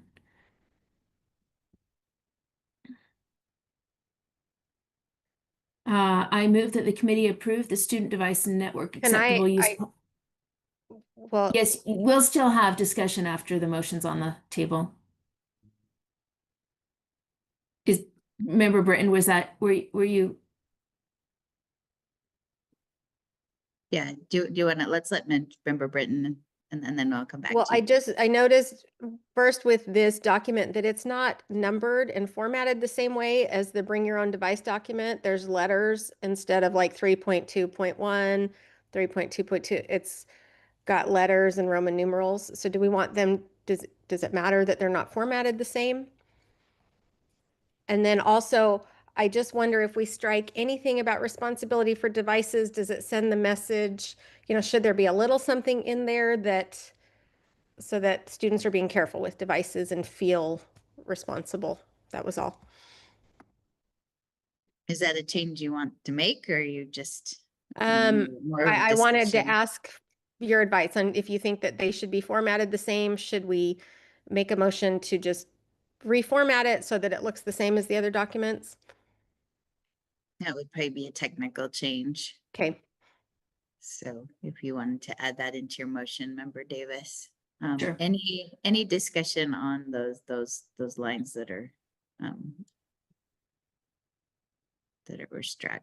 I'm not. If it hasn't been current practice, then do we have? And then maybe I missed this. Did you say how many had to be fixed, or I mean, is this an issue that the schools have seen? Or is that why there hasn't been a concern about this? Yeah, I can give you the numbers from the last school year. We had 24 Chromebooks that had some kind of damage that needed to be resolved or addressed. 14 of those were under warranty. We had 3 laptops that were damaged to some degree. They were all 3 under warranty, and we had 15 iPads, 9 of which were broken or damaged in some way. 5 of those were under warranty. 1 was lost or stolen. The total cost, including the warranty for last year, was $11,510. And a reminder, we have 375 campus students currently.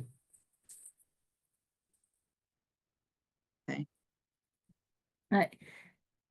May I say something before I make the motion, Chair Yes. Wood? Yes. I was thinking it would be, what Member Britton said has gotten me thinking that it would be interesting to move forward with the recommended strikes. And then a year from now, come back and revisit the numbers to find out if students are less responsible because they haven't been told that they're responsible for problems, if they don't take as great of care, or if it's the data is comparable.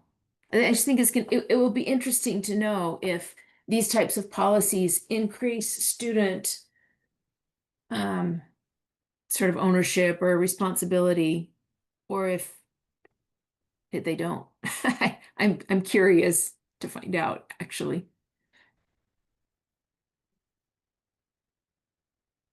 Because my own personal kids, if they're told you're gonna have to pay for this if you break it, they're pretty careful with it. But I'd like to think they'd be careful all the time, regardless. Yeah, it does seem that there should be some little bit of warning there. So, Member Longacre. I also think there should be some kind of warning there. There needs to be some sort of accountability. I know my kids would be a little bit more careful if they knew that they were going to have to pay for it. They shouldn't. I'm all about accountability. Oh, so should I move the motion forward and we try it for a year this way? Or do you want to just put it in, put something back in? I'm wondering about unstriking C, just so there is that little bit of responsibility there, but would be open if there's appetite for that. I like that. I think at least that, leave one of the lines in.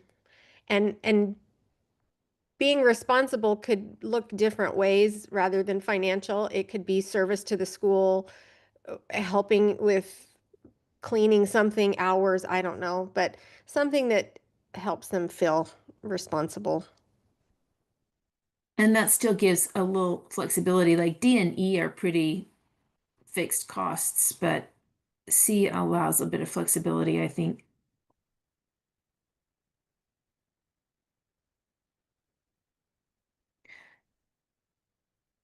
Do you want to go ahead, Member Davis, with some motions?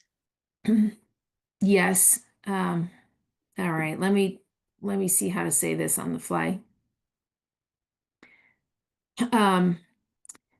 I move that the committee, I kind of think we need to amend the draft before we make the motion. Let me do this.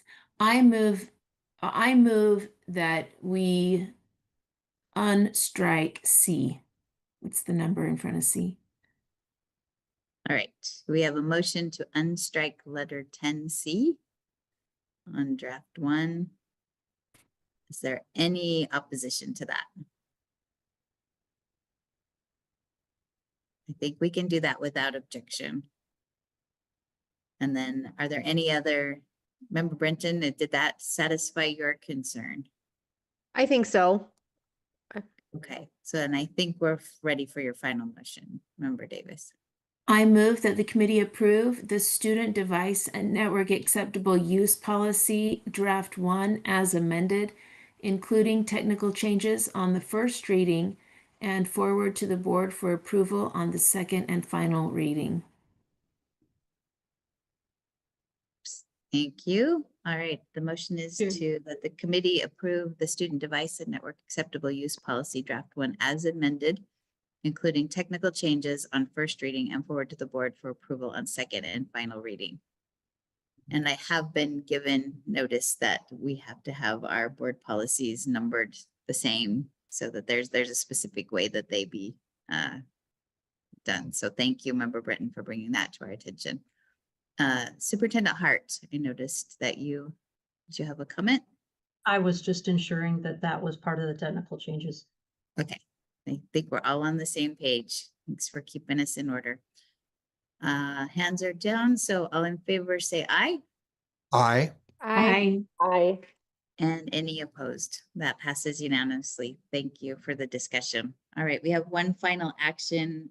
I don't have any items. Point for of exec- information, Chair. Yes, Can we just request that those come in that format to the committee in the future? absolutely. I think we, We won't need to take time to talk about it. yeah, we're all learning. I just told the staff, we've been a baby committee. We're finally maturing Agreed. after a No, year. and no judgment, no judgment. I just think now that we're thinking through it, we can, moving forward, know that we can just do it ahead of time. Yeah, that sounds great. All right, we have one final, I have no items for a closed session today. So we have one final item on our agenda, 1.11. Are we comfortable moving this forward or do we need to move this? It is noon, so it is our time. I will open that to the board. Do you have time for one final action item? yes. I'm good. Is it? We're good? Okay, let's move that. Are you good with that, Member Davis? Yes, if it's quick.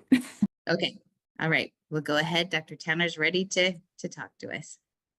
Okay, and it should be quick. I hope it's quick. So you see that we have struck the LSL specialist and ASL specialist. That is positions we do not have, so that's why those are removed. And if you scroll down, the other thing that was made during public comment was talking about the USD parent infant curriculum. So that's the Sky High curriculum. It was developed by Utah State. It was developed in 1972 and had a strong foundation in the development of many other curriculums that have evolved since then. But that hasn't been fully updated ever. There have been updates throughout time, little pieces of it that have updated. That was the last update was in 2004. They now do, they have an assessment tool that we still use, things of that nature. But we took that out because we're not just using that one curriculum, especially since it's dated. We use a lot of other more current updated practices that come from other outlets like the Laurent Claire Center, who also has information. So we just said, we take that, we have a whole file folder of curriculum lessons that we follow that has been developed in alignment with some things that they do with Sky High or have done in the past, but also with Gallaudet, things and practices that are in alignment with the state of Utah. And so that's why those pieces have been struck, and it just says USD parent infant curriculum. And I think those are the only changes, if I recall. Let's see, deaf mentors. Oh, and deaf mentors. Deaf mentors, there have been occasions when deaf mentors have been assigned to, for example, a family that never was exposed to a deaf person. They moved here from another country, moved to another state. Those students are given an opportunity if we have capacity to do so. So our focus is 0 to 3, always is 0 to 3. However, if there is a way that a deaf mentor could be of benefit to someone who is an older age, who came from another country or has severe language deprivation, and that's usually what the attention is to, that's when we would add a deaf mentor beyond the age of 3. We're not able to do that right now because of staffing shortages, but that's what that's about. I think that's everything. Thank you for those clarifications. And I don't know that it was called a parent infant program when my sister was engaged so many years ago, but I know that the person who came into our home changed her life for the better. So appreciate programs like this. Do we have any? I'm not seeing any hands, so no questions to There, I this. would move that the committee approve the Deaf Parent Infant Program PIP policy draft 1 on first reading and forward it to the board for approval on second and final reading. All right, we have a motion that the committee approve the Deaf Parent Infant Program Policy Draft 1 on first reading and forward to the board for approval on second and final reading. Is there any discussion to this before we move to a vote? I'm not seeing any hands. All in favor say aye. Aye. Any opposed? All right, thank you. That passes unanimously. We have no items for 2.1, so I seek one more motion. Member Longacre, I'm sorry. Yeah, before we end, can I just give a special thanks to Jennifer Jackson and Cindy Anderson for translating this? We couldn't have a meeting without them. I just wanted to say thanks. Thank you. I do appreciate their time and our desires to make this as accessible as possible. Thanks for that for making that shout out. I appreciate it, Erin. Can I do one too, real quick? Yes. Just to our interim superintendent Nielsen and the whole staff, really, for just trudging through all of these policies. It is a lot of work. It takes a lot of hours, and we spend a few minutes on each one, but it takes hours prior. So wanted to thank them for that work also. Thank you. I appreciate that. All right, one final motion, unless there's other member comments. Chair, I moved to adjourn. All right, we have a motion to adjourn, not debatable. All in favor, say aye. Aye. Any opposed? We are adjourned. Thank you so much. Thanks for your hard work. Thank you to our staff. And Merry Christmas. Merry Christmas. Bye-bye.